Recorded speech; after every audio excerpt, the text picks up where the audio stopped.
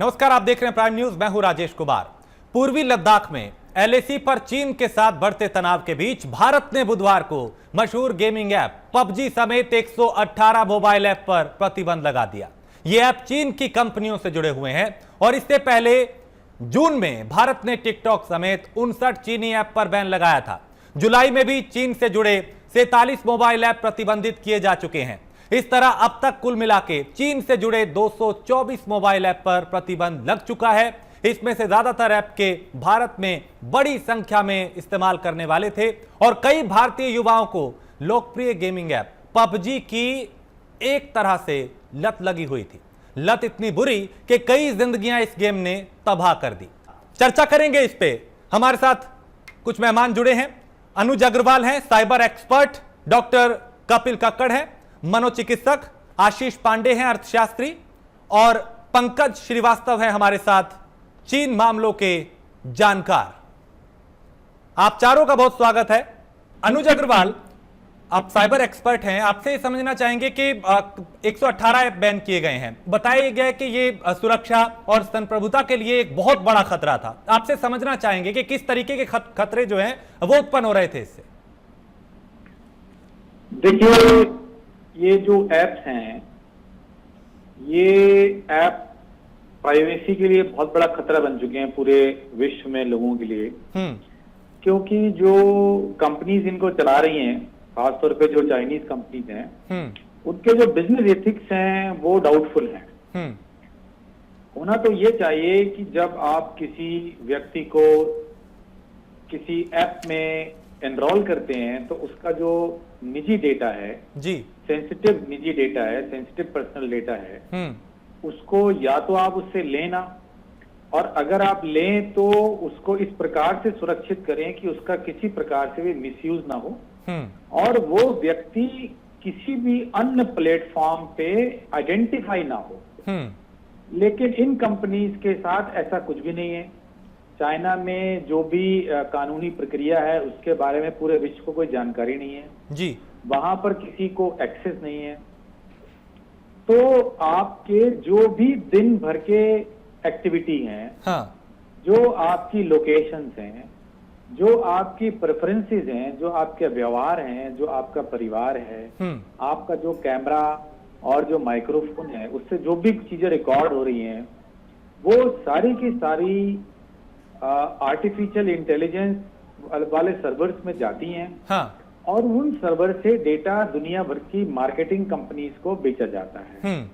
तो जब ये डेटा बेच दिया जाता है तो आपको आइडेंटिफाई करते हुए कि आपकी आदतें क्या हैं, आपकी कमजोरियां क्या हैं, ये मार्केटिंग कंपनी उस डेटा को इस्तेमाल करते हुए लोगों को एक तो अपने प्रोडक्ट बेचने के लिए तरह तरह के प्रलोभन देती हैं, और जो रग कंट्रीज हैं, जो देश ऐसे हैं जो भारत से मित्रता नहीं, हाँ, दिल से चाहते हैं, वो भारत के नागरिकों को, चाहे वो बच्चे हों, चाहे वो बड़े हों, सेना में भी लोग हो सकते हैं, पुलिस में भी हो सकते हैं, प्रशासन में हो सकते हैं, शिक्षा व्यवस्था में हो सकते हैं जी, उनको भरमाने के लिए या उनको किसी प्रकार का नुकसान पहुंचाने के लिए भी इस डेटा का इस्तेमाल कर सकते हैं।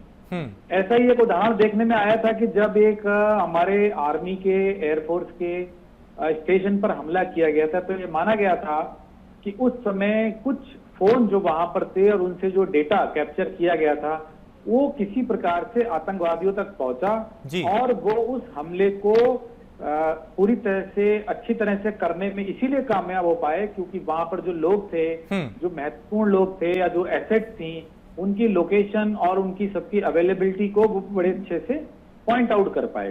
तो ये जो डेटा का खेल चल रहा है इन एप्स के माध्यम से जी, वो हमारे देश, हमारे समाज, सुरक्षा, संप्रभुता और सोशल हार्मनी या जो समाज के अंदर एक शांतिपूर्ण तरीके से विकास हो रहा है, वो सब चीजों के लिए बड़ा खतरनाक है।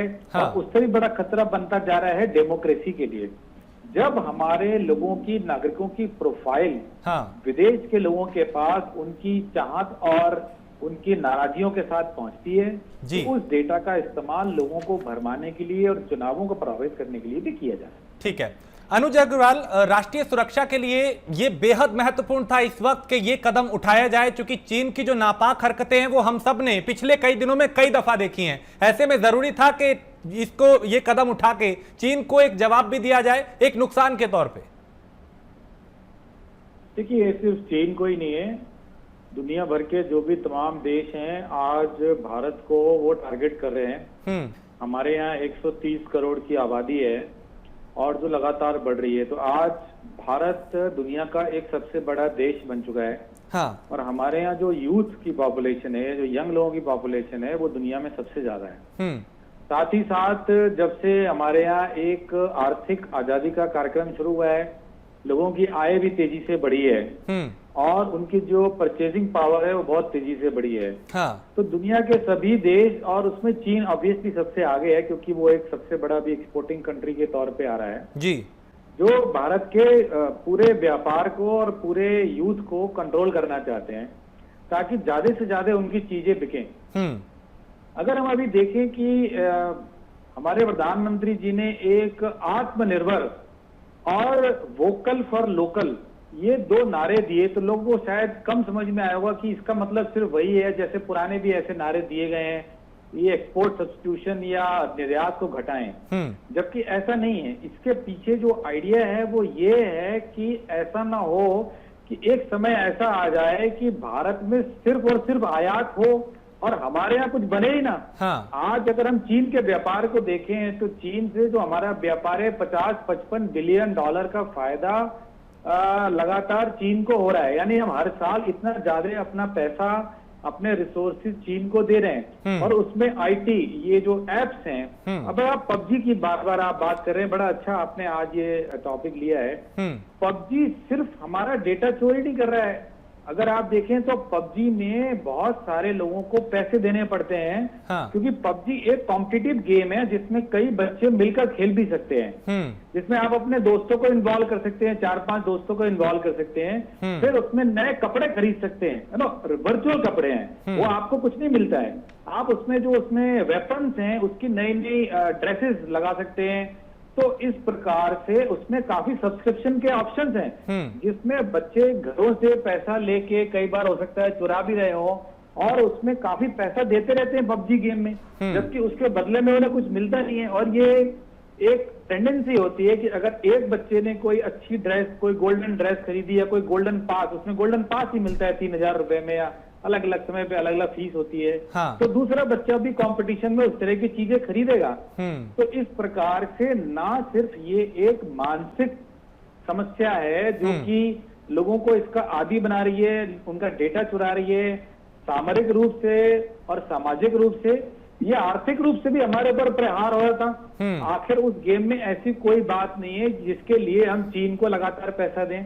ये एक वैसा ही गेम है जैसे पहले भी बहुत से गेम आ चुके हैं, लेकिन इस गेम में बहुत चालाकी के साथ बच्चों को प्रेरित किया जा रहा है, या जो खेलने वाले हैं चाहे उसमें बड़े भी हों, कि आप तरह तरह की ड्रेस बदल सकते हैं और अपने हथियारों को और दूसरी चीजों को बदल सकते हैं, और उसके लिए आपको इनको पैसे देने पड़ते हैं, प्रीमियम अकाउंट लेना पड़ता है। और इस प्रकार से भारत की ओर से काफी आर्थिक संसाधन भी चीन की ओर जा रहे हैं जी। तो मुझे लगता है इन सभी चीजों को देखते हुए अगर हम वोकल फॉर लोकल, अगर ऐसा ही कोई गेम या ऐसे कोई गेम भारत के लोग बनाएं, तो कम से कम ये जो पैसा है जो कि एंटरटेनमेंट में खर्च हो रहा है, एंटरटेनमेंट में पैसा खर्च करना तो गलत बात नहीं, लोग जाते हैं सिनेमा भी देखते हैं, और तरह के गेम्स भी खेलते हैं, लेकिन बाहर तो ना जाए। हमारे ही लोग अगर उसको इस्तेमाल कर पाए तो ये एक जो खतरनाक गेम दुनिया की तरफ से चल रहा है, आज भारत को, मार्केट को पूरी तरफ से कैप्चर करना, और अगर बच्चों को आपने कैप्चर कर लिया तो वो आगे तक लगातार आपके कस्टमर बने रहेंगे जी। तो उसको कहीं ना कहीं ब्रेक करना बहुत जरूरी है,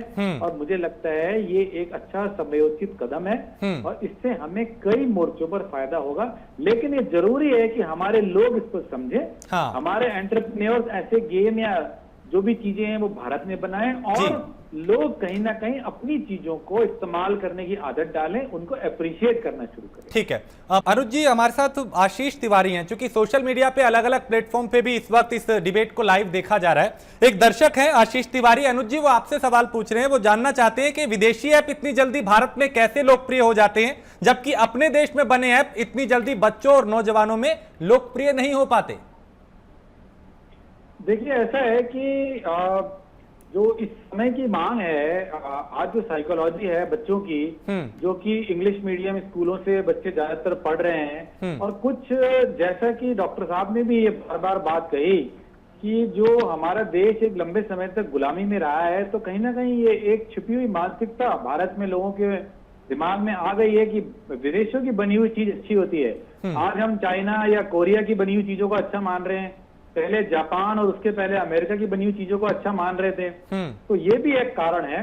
और तीसरा, अगर हम देखें कि हमारे यहाँ जो डेवलपर्स हैं उनके पास जो फाइनेंशियल मसल इसके लिए होना चाहिए, क्योंकि जब ये ऐप शुरू में बनाए जाते हैं, फ्री में डिस्ट्रीब्यूट किए जाते हैं जी, और उस पर नए नए खेल लाए जाते हैं, तो उसके लिए बहुत पैसे की जरूरत होती है। आपको जो है रिस्क कैपिटल की जरूरत होती है जी। उसकी अभी हमारे यहाँ कमी है जी। तो ये चाइना चूंकि बहुत बड़ा एक्सपोर्ट कंट्री बन चुका है और वहां पर जो है इंटरेस्ट भी कम है और वहां की सरकार काफी इन चीजों को सपोर्ट कर रही है। क्योंकि उसके पीछे ना सिर्फ उनका कमर्शियल ऑब्जेक्टिव है, उसके पीछे उनका स्ट्रेटेजिक ऑब्जेक्टिव है। वो पूरे देश के लोगों का डेटा, उनका डेमोग्राफिक डेटा और उनकी पसंद नापसंद को भी ग्रैब करना चाहते हैं। तो ये एक बड़ा भारी कारण बन गया है कि हमारे देश की चीजें नहीं बिक पा रही हैं, नहीं पॉपुलर हो रही हैं और लोग विदेशी चीजों पर, चाहे वो चाइना की क्यों ना हो। एक जमाने में अभी भी हम लोग खराब चीज को चाइनीज बोल देते हैं कि ये चाइनीज आइटम है, मतलब खराब आइटम है। ठीक है सर, डॉक्टर साहब इस पे प्रतिक्रिया कर रहे हैं को